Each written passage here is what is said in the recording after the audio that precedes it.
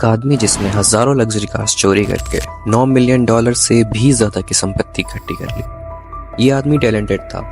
वो इन चोरी की गाड़ियों को इतनी सफाई से लीगल बना देता था कि सब लोग धोखा खा जाते थे। ये शख्स काफी बड़े इंटरनेशनल कार थेफ्ट नेटवर्क के पीछे का मास्टरमाइंड था। वो इतने तरीके से चोरी करता था कि कोई सबूत कभी मिलता ही नहीं था उस तक पहुंचने के लिए।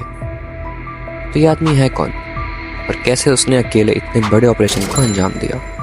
तो ये कहानी शुरू होती है साल 1990 से, जब अमेरिका में लग्जरी कार्स की चोरी इतनी ज़्यादा बढ़ गई थी कि ऑटोमोबाइल और इंश्योरेंस कंपनीज को परेशान होकर खुद एक्शन लेना पड़ा। उनका सिर्फ एक गोल था, लग्जरी कार्स को चोरी करना नामुमकिन हो जाए। और वो उन्होंने करा भी। हर कार अब एडवांस टेक्नोलॉजी के साथ आने लगी, जैसे computerise encrypted keys, advance alarm systems and engine immobilisation technique, जिसकी वजह से उन्हें चोरी करना अब काफ़ी ज़्यादा मुश्किल और ख़तरनाक हो गया था, जिससे कार्स की चोरी कम हो गई। फिर एंट्री होती एक ऐसे बंदे की जिसने पूरा कार चोरी का गेम ही पलट दिया।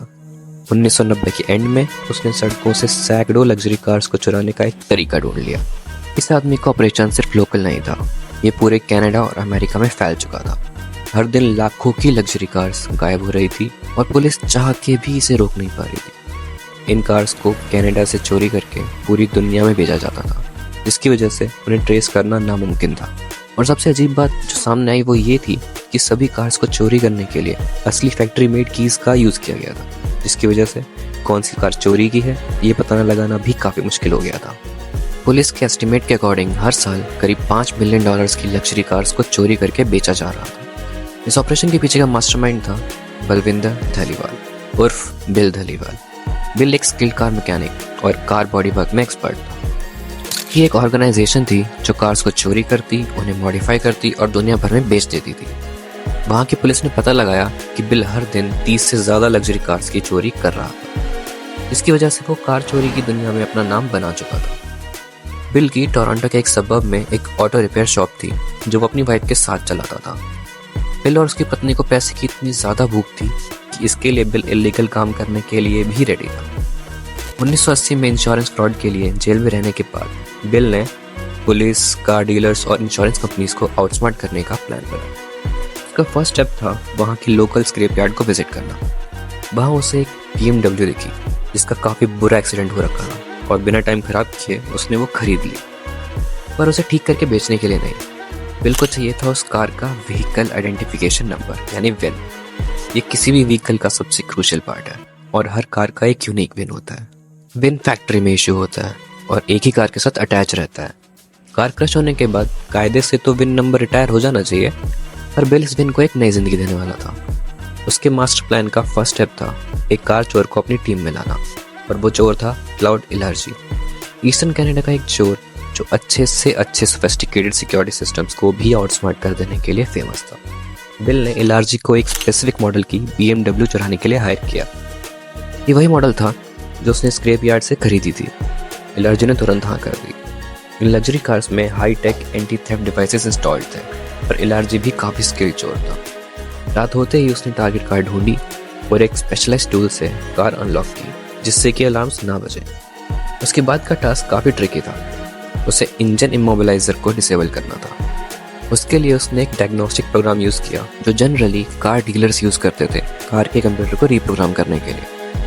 उसके पास एक चुराया हुआ मास्टर कीज का सेट था जिससे उसने इमोबिलाइजर को काफ़ी आसानी से बाईपास कर दिया और इंजन स्टार्ट हो गया। जैसे ही वो कार को ले जाने लगा, एक पेट्रोल कार पास से ही गुजर रही थी। उनसे बचने के लिए उसने कार साइड स्ट्रीट्स पर ले ली और कुछ मिनट ड्राइव करने के बाद जब उसे यकीन हो गया कि वो अब सेफ है, उसने कार जाकर धलीवाल को डिलीवर कर दी। अब धलीवाल के पास कार आ चुकी थी और उसे बस उस कार को अपने वेयरहाउस में ट्रांसफॉर्म करना था जिससे कि वो लेजिटिमेट दिखे। यहाँ उस विन नंबर ने बिल के इस ऑपरेशन में काफ़ी इंपॉर्टेंट रोल प्ले किया। उसका पहला काम था उस टूटी हुई गाड़ी से उसका विन नंबर लेकर चोरी वाली गाड़ी पर ट्रांसफ़र करना, जिससे कि वो कार अब चोरी की कार से एक यूज्ड कार में कन्वर्ट हो जाएगी। इसके लिए बिल को सबसे पहले सारी चोरी की कारों का विन हटाना था। विन काफ़ी जगह पर होता है जैसे कि विंडशील्ड या ड्राइवर डोर पर, लेकिन धालीवाल समझदार था और उसे मालूम था कि कार्स में हिडन विंस भी होते हैं जिनको घोस्ट विंस भी बोलते हैं, जो mainly car crime investigators use करते थे कार्स को आइडेंटिफाई करने के लिए, इन केस कॉमन विंस नहीं लगे हुए तो। धालीवाल ने काफ़ी डिटेल्ड इंस्पेक्शन के बाद सभी हिडन नंबर्स हटा दिए, क्योंकि अगर एक भी नंबर बच जाता तो उसकी पूरी स्कीम सामने आ जाती। इसके लिए वो घंटों एक कार पर लगा देता था, जिससे उस कार की कोई भी ओरिजिनल आइडेंटिटी बता देने वाली डिटेल ना रह जाए। और यही रीज़न था कि धालीवाल उन कार्स को लीगली बेच पाता था, यूज्ड कार्स के नाम पर। चोरी की कार्स की आइडेंटिटी मिटाने के बाद उसका अगला स्टेप था जाली विन स्टिकर्स बनाना। विन नंबर्स के लिए उसने अबैंडन कार्स के नंबर्स को यूज़ किया और हाई क्वालिटी के फेक स्टिकर्स बनवा लिए। लोगों की नज़रों में ये बाकी विन्स की तरह ही नॉर्मल विन्स थे। Win, door stickers, serial number plate और मैचिंग स्क्रूज के बाद कार लेजिटिमेट लगने लगती थी। पर धालीवाल जानता था कि उसे और एक स्टेप आगे जाना पड़ेगा अगर इस प्लान को फुल प्रूफ करना है। तो कुछ कार्स में विन डायरेक्टली व्हीकल के कंप्यूटर में होता था, जो उस कार सिस्टम को कार से लिंक कर देता था। धालीवाल ने कार सिस्टम्स को भी बदल दिया ताकि वारंटी देने वाले डीलर्स तक को ये चोरी की गाड़ी रियल ही लगे। धालीवाल ने ना सिर्फ कार के फिजिकल एस्पेक्ट्स रेप्लिकेट किए, उसने कार के डिजिटल एस्पेक्ट्स का भी पूरा ध्यान रखा। विजिबल विंस और डिजिटल सिग्नेचर्स को परफेक्टली मैच करा के कार पूरी तरह से चोरी की कार से एक लेजिटिमेट यूज्ड कार में ट्रांसफॉर्म हो चुकी थी। अब धालीवाल का अगला बड़ा चैलेंज था उस कार को मोटर व्हीकल डिपार्टमेंट में रजिस्टर करना, क्योंकि फर्जी विन तो थे धालीवाल के पास पर उसके डॉक्यूमेंट्स नहीं। तो उसने फेक डॉक्यूमेंट्स बनाए जो उस कॉरेस्पॉन्डिंग विन को सपोर्ट कर सके। धालीवाल काफ़ी स्किल्ड था, उसने काफ़ी हाई लेवल के फेक डॉक्यूमेंट्स बना दिए, जैसे सेल्स इनवॉइस और व्हीकल इंस्पेक्शन फॉर्म्स। और इसी के साथ उसने कार्स को सक्सेसफुली रजिस्टर कर दिया एज लीगल एंटिटीज। दिल ने जो डॉक्यूमेंट्स लगाए थे वो काफ़ी कन्विंसिंग थे, जिससे वो आराम से उन कार्स को रिटेल प्राइस पर बेच पा रहा था। धालीवाल के इस ऑपरेशन का कॉस्ट स्ट्रक्चर कुछ ऐसा था। एक कार चुराने में उसे लगभग $5,000 का खर्च आता था, एक विन पैकेज खरीदने के लिए लगभग $2,500 और नंबर को फिर से इंस्टॉल करवाने के लिए $500। और इन सब के बाद वो उस कार को उसके ओरिजिनल वैल्यू से थोड़े से कम पर बेच रहा था। एग्जाम्पल दूँ तो एक $70,000 की मर्सिडीज $60,000 तक में बेची जा सकती थी, बस $10,000 कम उसके मार्केट प्राइस से। इस स्ट्रेटजी से शक भी कम होता था, क्योंकि प्राइस में ज़्यादा बड़ा डिफरेंस नहीं आ रहा था और कार बिक भी जल्दी जाती थी। बिल ने इस ऑपरेशन को सिंपल कार चोरी से उठाकर एक प्रॉपर बिजनेस मॉडल बना दिया था with calculated risk and reward. Price को मार्केट से थोड़ा सा नीचे रख के उसने बायर्स को अपनी तरफ अट्रैक्ट भी किया और उसने शक को भी मिटा दिया जो शायद उठ सकता था अगर प्राइस डिफरेंस ज़्यादा होता। धालीवाल अब इन कार्स को बेचकर काफ़ी हाई प्रॉफिट्स उठा रहा था। बिजनेस बूम पर था और पकड़े जाने का रिस्क ना के बराबर, क्योंकि कार्स को इतना स्किलफुली ऑल्टर किया जाने लगा कि थोड़ा चेक्स के बाद भी कुछ सामने नहीं आता। वो एक BMW से $70,000 का प्रॉफिट उठा रहा था। उसका बिजनेस इतना सक्सेसफुल हो गया कि धालीवाल एलर्जी को रेगुलरली कार्स की शॉपिंग लिस्ट पकड़ाने लगा। लेकिन अब बिल के सामने एक नई प्रॉब्लम आई। डिमांड काफ़ी ज़्यादा थी और कबाड़ वाली गाड़ियाँ कम। तो बिल ने एक नया सिस्टम बनाया क्लीन विंस एक्वायर करने के लिए। उसने अपने दोस्त से कांटेक्ट किया जो कैलिफोर्निया के एक कार लॉट में काम करता था। उसने उससे पैसों के बदले कुछ स्पेसिफिक कार्स के विन नंबर्स प्रोवाइड करने को कहा, ये जानते हुए कि वो कार्स कभी ओंटारियो वापस नहीं आने वाली, ताकि सेम विंस की 2 कार्स सेम प्लेस पर रजिस्टर्ड ना हो। बिल ने पूरे नॉर्थ अमेरिका के कार लॉट्स और पार्किंग स्पेसेस के लिए ऑब्जर्वर्स की एक टीम बनाई क्लीन नंबर्स एक्वायर करने के लिए। ये नंबर उन कार्स के थे जो काफ़ी दूर थी, जिससे डुप्लीकेशन का रिस्क खत्म हो गया। बिल की ऑर्गेनाइजेशन अब चोरी की और कबाड़ की कार्ड से काफ़ी ऊपर उठ चुकी थी। वो अब अपने नेटवर्क को इस्तेमाल करके एक बड़ा ऑटोमेटेड सिस्टम क्रिएट कर रहा था। इस नेटवर्क से उसे विन नंबर्स की कॉन्टीन्यूअस सप्लाई मिल रही थी। विन नंबर्स की कमी दूर होते ही धालीवाल और एलआरजी ने अब कार्स की चोरी के लिए एक प्रॉपर सिस्टम बनाने का फैसला किया। एलआरजी ने खुद चोरी छोड़कर बाकी चोरों को कार्स चुराने के लिए ट्रेन करना शुरू कर दिया। वो पहले कार चुरा कर दिखाता, फिर अपनी निगरानी में उनसे कार चोरी करवाता। LRG specific car model select करता था जो हाई डिमांड में थे और फिर अपनी टीम को उन कार्स को चुराने की स्पेसिफिक टेक्निक्स की ट्रेनिंग देता था, जैसे कि एडवांस सिक्योरिटी सिस्टम्स को बाईपास कैसे करना है, किस लॉक मैकेनिज्म को कैसे हैंडल करना है और सबसे ज़रूरी पुलिस से कैसे बचना है। धालीवाल की ये चोरों की आर्मी पूरे शहर में फैल गई थी और उनका पहला बड़ा टारगेट था Toronto Lester Pearson international airport. ये लोकेशन उनके लिए सोने की खान थी, क्योंकि वहाँ पर लोग काफ़ी लंबे समय के लिए कार्स पार्क करके छोड़ देते थे ट्रैवलिंग की वजह से। सिर्फ 3 दिनों के अंदर एलआरजी और उसकी टीम ने एयरपोर्ट पार्किंग लॉट से 15 कार्स उठा ली बिना कोई सबूत छोड़े। एलआरजी ने फिर अपना टारगेट डाउनटाउन के पार्किंग लॉट्स और प्राइवेट रेजिडेंसेस पर शिफ्ट कर लिया। इतने बड़े नेटवर्क के साथ Dhaliwal had reached the Pinnacle of his success. वो हफ्ते की 5 से 6 कार्स बेच रहा था और करीब $1.5 लाख हर हफ्ते का प्रॉफिट निकाल रहा था। उसका प्लान काफी सिंपल था। वो कार चुराता, उसे क्लीन बनाता, एक कस्टमर को बेचता और कुछ महीनों बाद फिर से उसी कार को चुरा लेता। पर बिल यहाँ नहीं रुका। उसने कार डीलरशिप्स पर भी कॉन्टैक्ट्स बनाए और कार्स की चाबियां बनवाने लगा, जिससे वो डायरेक्टली शोरूम से कार चुरा सकता था। इस नए मूव ने बिल्कुल नए दरवाजे खोल दिए और कार चुराना काफी ज्यादा आसान बना दिया। उसका बनाया हुआ सिस्टम अब खुद से चलने वाली मशीन बन गया था। इसका हर पार्ट सोच समझ के और सावधानी से प्लान को एग्जीक्यूट करता था। उसका काम बस कार चुराना नहीं था, बल्कि एक कार की पूरी लाइफ साइकिल को मैनिपुलेट करना ज्यादा से ज्यादा प्रॉफिट के लिए। ये था। इस लेवल का सिस्टम बनाना कोई आम बात नहीं थी और इसी सिस्टम ने उसे क्रिमिनल अंडरवर्ल्ड का एक मेजर प्लेयर बना दिया था। लोग उससे डरते भी थे और इस लेवल तक पहुंचने के लिए रिस्पेक्ट भी करते। उसके पास अब इतने रिसोर्सेज और मैन पावर थी कि वो कितनी भी कार्स की सप्लाई को आसानी से संभाल सकता था और उसके साथ साथ प्रॉफिट्स भी, जो कि मिलियंस में थे एनुअली। पर बिल को पता नहीं था कि वो पुलिस इन्वेस्टिगेशन का टारगेट बन चुका था। धालीवाल अपने पीक पर था और एक बड़ी चोरों की आर्मी उसके इशारों पर सैकड़ों लग्जरी कार्स चुराई जा रही थी। उसी टाइम पर वो एक इंटेंसिव पुलिस इन्वेस्टिगेशन का सब्जेक्ट बन गया और 1999 में उसके क्रिमिनल एम्पायर को एक बड़ा झटका लगा। उसे एक चोरी की गाड़ी के केस में अरेस्ट कर लिया और 6 महीने की जेल हो गई। पर जेल भी उसका ऑपरेशन रोक नहीं पाई और उसने जेल से ही ऑपरेट करना शुरू कर दिया। पुलिस को यकीन हो गया कि धालीवाल केस नेटवर्क पर बिल के मौजूद होने न होने से कोई फर्क नहीं पड़ता। वो बिना बिल के भी खुद से काम कर सकता है। जब बिल जेल में था तब उसकी वाइफ ने रिपेयर शॉप और उसके कार चोरी के ऑपरेशन दोनों को संभाला। उसकी वाइफ की इन्वॉल्वमेंट ने उनके क्रिमिनल नेटवर्क की गहराई और पहुंच दोनों को साबित कर दिया था। बिना बिल के भी कार थेफ्ट का उनका ऑपरेशन बिना किसी रुकावट के स्मूथली चल रहा था। सालों से धालीवाल की ऑर्गेनाइजेशन पुलिस के हाथों से बचती आ रही थी। पुलिस किसी भी चार्ज पर धालीवाल को पकड़ना चाहती थी, चाहे वो चोरी की कार रखना हो या बेचना।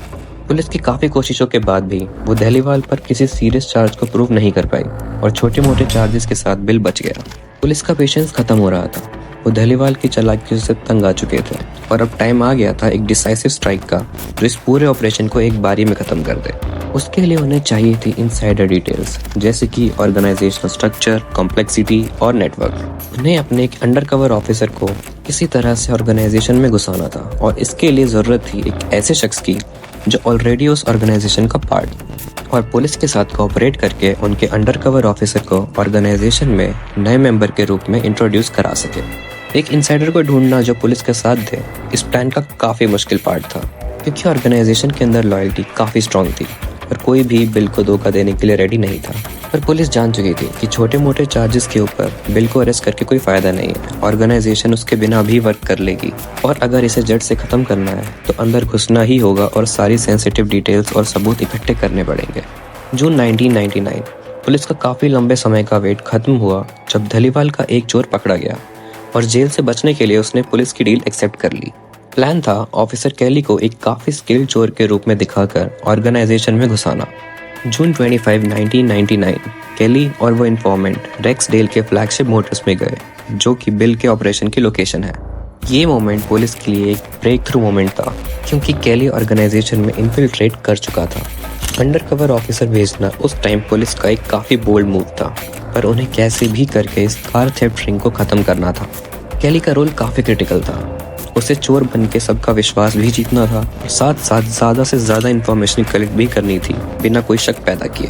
उस इन्फॉर्मेंट ने कैली को बिल और उसकी वाइफ कुलजीत से इंट्रोड्यूस कराया और उन्हें इम्प्रेस करने के लिए कैली के बड़े बड़े चोरी के किस्से सुना दिए।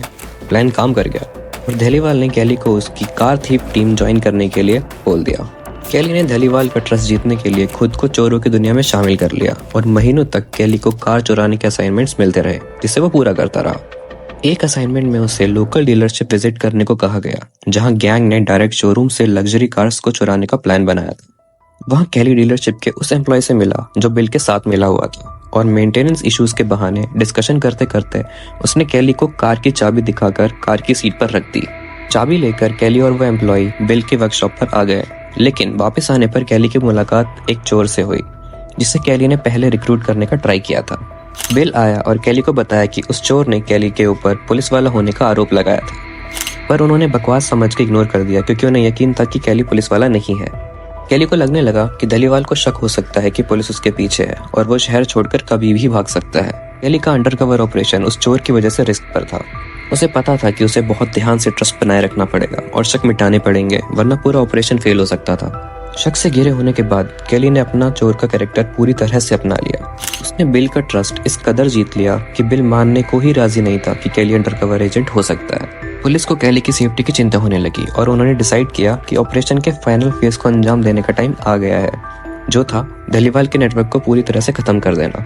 पुलिस ने ग्रुप को रंगे हाथों पकड़ने का डिसाइड किया और एक स्टिंग ऑपरेशन तैयार किया, जो न सिर्फ इलीगल एक्टिविटीज का पर्दाफाश करेगा बल्कि केली और बाकी ऑफिसर्स की सेफ्टी का भी ध्यान रखेगा। फाइनली पुलिस के एक्शन लेने का टाइम आया और केली ने उसमें एक क्रूशियल रोल प्ले किया। उसने मीटिंग रखवाई, BMW और एक टोयोटा कार की सेल की, जो बिल के अरेस्ट का मेन स्टेज बनी।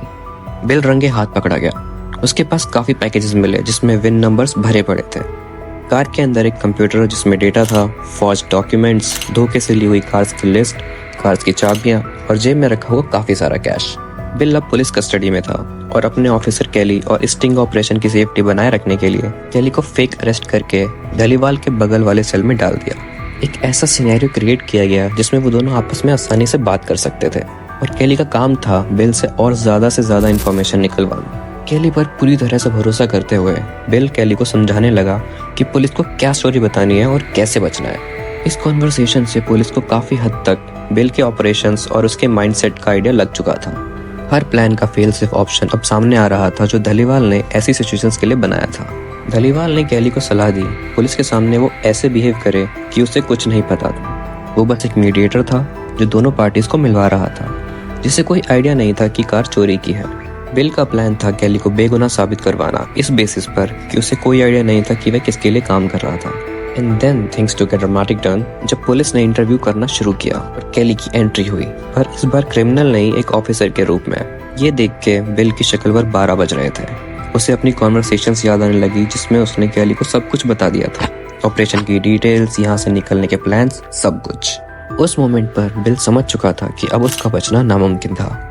ऑपरेशन में मिले सारे सबूत, वायर टाइप्ड कॉन्वर्सेशंस और अंडरकवर ऑफिसर की टेस्टिमोनी के बाद बिल पर ऑफिशियली चार्जेस लग चुके थे, ऑर्गेनाइज्ड क्रिमिनल एंटरप्राइज चलाने के चार्जेस। पुलिस के पास अब सबूतों का पहाड़ था जो धलीवाल के कई तरह की इलीगल एक्टिविटीज में डीप इन्वॉल्वमेंट साबित कर रहा था। बिल की वाइफ कुलजीत और 3 और एम्प्लॉयज भी इसमें इन्वॉल्व मिले और उन पर कार चोरी की कॉन्स्पिरेसी के चार्जेस लगाए गए। धलीवाल का प्लान सामने आ चुका था और सबको पता चल चुका था उसकी लीगल रिपेयर शॉप बस एक फ्रंट थी उसके इलीगल काम को छुपाने के लिए। उसके सभी एम्प्लॉयज ऑर्गेनाइजेशन का पार्ट थे जो लीगल और इलीगल दोनों कामों में इन्वॉल्व थे। क्लाउड एलार्जी, जो धलीवाल के इस ऑपरेशन का काफी बड़ा प्लेयर था, उसने अपने क्राइम्स कन्फेस कर दिए, जिसके बाद उसे 7 साल की सजा हुई। एलार्जी के कन्फेशन ने बिल के इस नेटवर्क को पूरी तरह से खोल दिया और ऑर्गेनाइजेशन के इस स्केल और सिस्टम ने सबको हैरान कर दिया था। बिल धलीवाल, जो इस पूरे कार चोरी ऑपरेशन का मास्टरमाइंड था, 15 साल तक लग्जरी कार्स की चोरी और फर्जी डॉक्यूमेंट्स बनाने के जुर्म में उसे 10 साल की सजा हुई और इस सजा के साथ समाप्त हुआ सालों से चलता आ रहा हाई एंड कार्स की चोरी का किस्सा। धलीवाल को सजा दिलवा के वहां की पुलिस ने अपनी डेडिकेशन और परसिस्टेंस का प्रूफ दे दिया था। इतना बड़ा क्रिमिनल एम्पायर जिसे एक टाइम पर कोई छू भी नहीं पा रहा था, आज मिट्टी में था।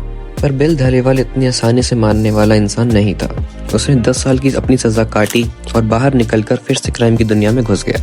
जनवरी 2022, बिल 66 साल का था और इस बार वो पकड़ा गया था एक लग्जरी कार थेफ्ट रिंग में इन्वॉल्व होने के शक के बुना पर। इस ऑपरेशन में $11 मिलियन की चोरी की कार्स पकड़ी गई थी।